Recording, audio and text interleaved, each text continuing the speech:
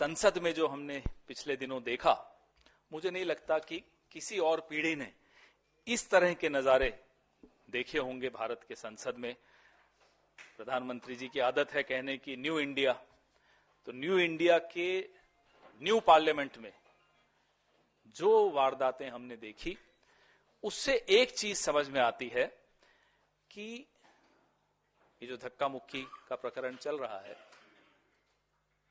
जो सबसे बड़ा धक्का लगा है वो अमित शाह, नरेंद्र मोदी के 400 पार वाले सपने को धक्का अगर लगा तो संविधान की रक्षा करने वाले देश के जितने नागरिक हैं, देश का जो विपक्ष है, उसकी वजह से इन लोगों को एक धक्का लगा है। जो कुंठा, जो फ्रस्ट्रेशन इनकी दिख रही है वो आप सबके सामने है।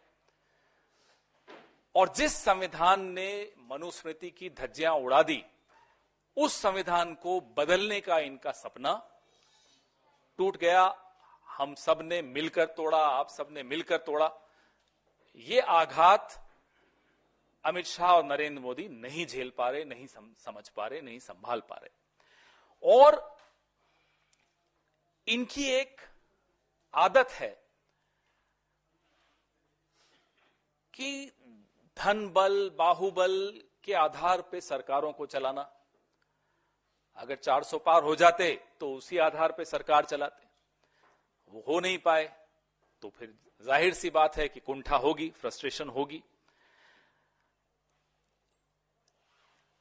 जो शब्द निकले उनके मुंह से, कोई ऐसा नहीं है कि कोई गलती से निकले हों। गलती से निकल जाते हैं शब्द तो हम बोल भी देते हैं, साहब sorry, I did not mean this, या माफ करिएगा मैं ये नहीं कहना चाहता था। लेकिन वो उन शब्दों को सोच समझकर धीरे धीरे उन्होंने दोहराया और उसके बाद आज तक कुतर्क कर रहे हैं, जस्टिफाई कर रहे हैं और हम पर हमला बोल रहे हैं।